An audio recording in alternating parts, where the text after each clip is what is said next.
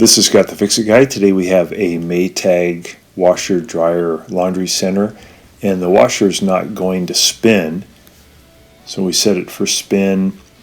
It kind of goes back and forth, but it never really gets up to speed, so we're going to replace the wax motor. We got the part number here. It's a little gizmo that has wax inside, and as the wax heats up, it pushes a piston, and the piston locks the door and also pushes a little switch that tells the computer that it's safe to go to spin. But the wax degrades and the piston doesn't move far enough, so you just have to replace them. Sometimes you also have to replace the machine control circuit board, but you may get lucky and only need to replace the little goofy wax motor, which is only about $25. Circuit boards are pretty expensive, so let's hope that the resistors are not burned out and that the wax motor will be enough. One way you can tell is just to replace the wax motor and see if that does the job. If not, it may be necessary to do the circuit board.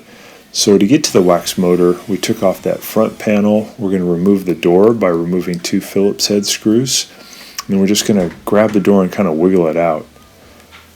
And then we have a couple of fasteners that are holding on the front panel on the right side.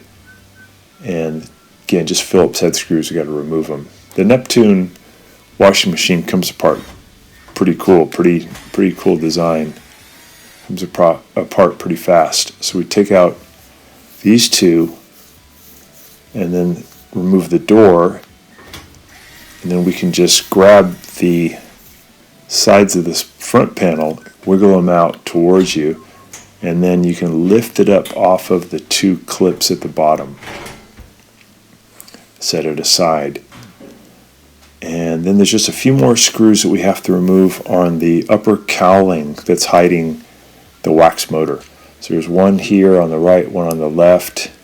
I'm just going to take a look down here. Here's a little switch that can also keep it from spinning if that switch gets pressed because the machine's wobbling around too much. It's also good to push in on the motor control board connections, these 3 modular connectors, because if they get loose, that can also cause a no spin situation. So while you got it open, it wouldn't hurt to do this. You just pull each modular connector off by wiggling it back and then just push it back on. And that can make sure that it's tight, and also can sometimes break up some corrosion that may have formed on the terminals.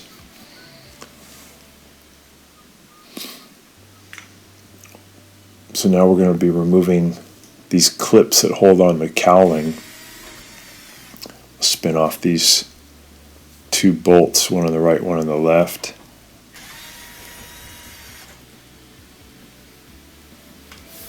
You're going to take this clip, pull it towards you, and slip it out from underneath the cowling. There's that one on the right, and then one on the left. There we go. And then there's also a little bolt holding the cowling right in the middle, and to kind of push the wires back a little bit to get to it. Spin that off, and then we have access to the wax motor and the locking mechanism. I wish the video was a little bit better here, but it's this red part, that's the wax motor. So what I want to do first is just get the 2 electrical terminals off of the wax motor, and you can use some needle nose pliers or maybe a standard head screwdriver to just gently pry them off. And the working space is pretty tight, so just take your time. Be careful not to pull too hard on anything because you don't want to break one of the plastic pieces. So once we get the terminals off, there's a silver spring metal piece behind the wax motor, and we have to get that off. And to get it off, we have to get a standard head screwdriver underneath it and gently pry it up. There's room above it for you to be able to take it out. So it's just putting pressure on the back of the wax motor, kind of keeping it in position. Once you get that off, then you want to take the wax motor and bring it back towards your left by about 1/4 inch. And there's little openings in the plastic where you can then gently pull it out towards you. You have to lift up on the back of it, get it up at a slightly oblique angle, and then take your time, just gently pull it towards you so that the front part of it, the black piston part, releases from the white plastic piece that it's locked into.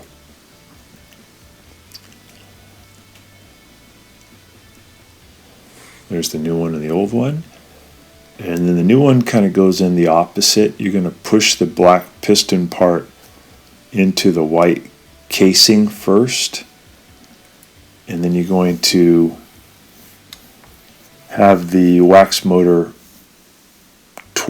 back towards your left to be able to put it back in, kind of like the way you took it out. There's a little slot that helps it fit in.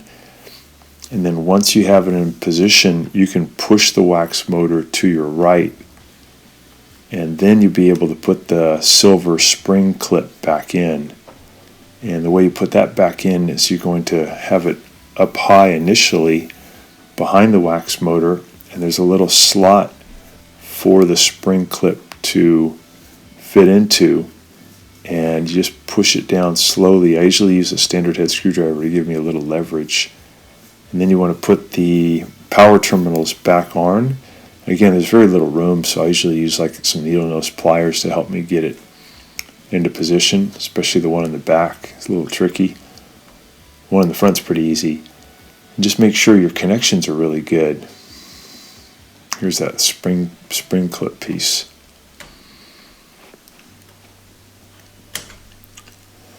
And once you have everything in, just check your connections that are available to you for the micro switches. Just push the terminals on. Make sure everything's tight.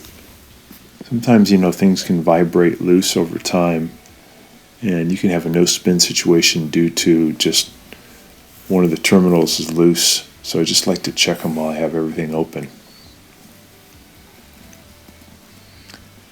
So we got our new wax motor in position. Got the terminals hooked up.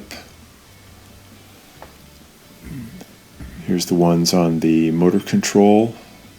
Make sure they're tight. And I'm going to also push in on the one that hooks to the motor.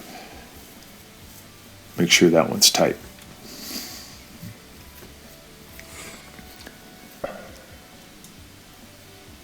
And that should do the trick. We just put it all back together. Put the cowling back on.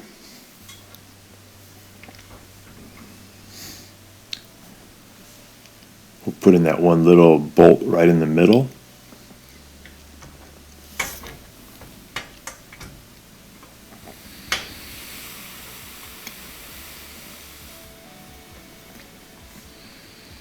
Get that tight. All right, and we're going to put in the clips on the left hand and right hand side to hold down the cowling. So we're going to slip it up underneath and then put it down against the frame and then put in the bolt to hold it.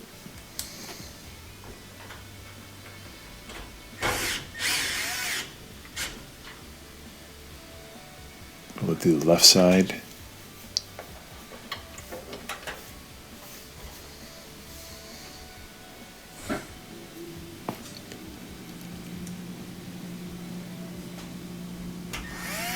There we go.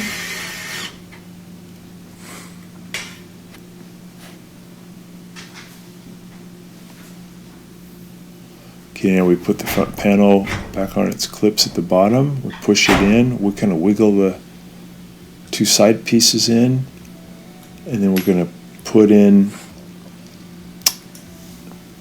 the Phillips head screws with the white plastic pieces on the right side. We'll zip those in.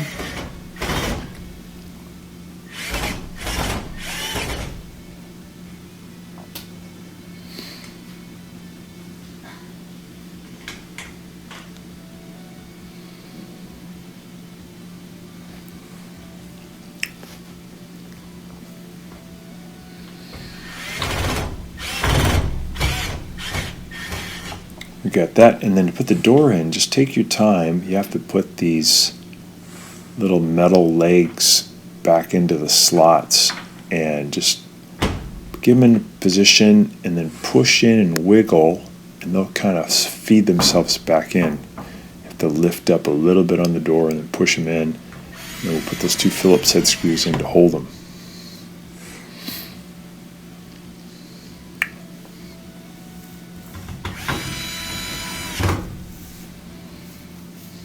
Okay, we'll give it a test now.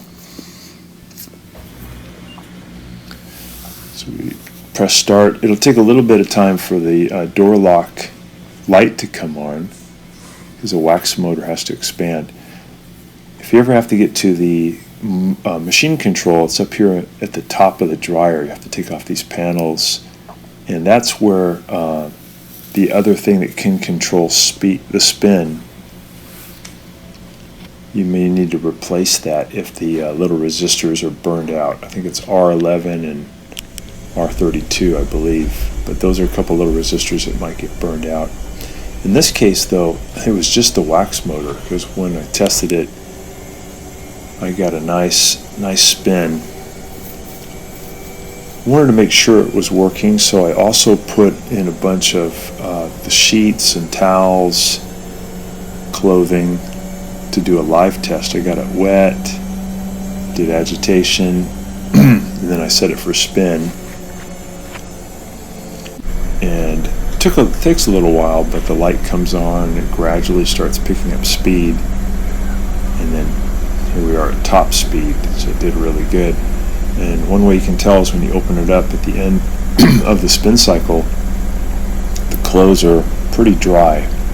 If they're still sopping wet, that means it didn't get up to enough speed, and that means that the wax motor alone did not do the trick, that you would have to also replace that circuit board that lives up above the dryer.